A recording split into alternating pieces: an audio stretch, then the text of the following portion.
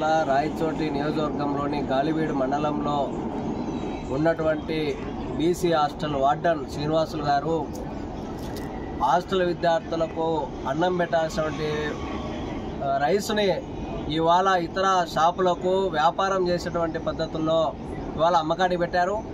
ఈ విషయం మీద పత్రికల్లో వచ్చాయి.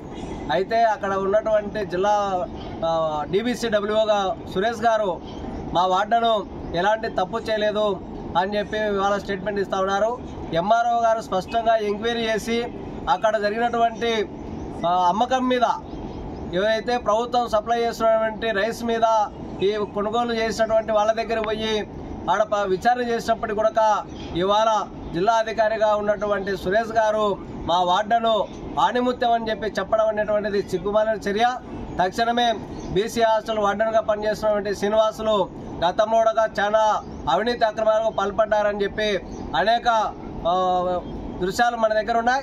కాబట్టి తక్షణమే అతని ప్రభుత్వం సరెండర్ చేసుకోవాలి, సస్పెండ్ చేయాలి, అతని మీద క్రిమినల్ కేసులు నమోదు చేయాలి.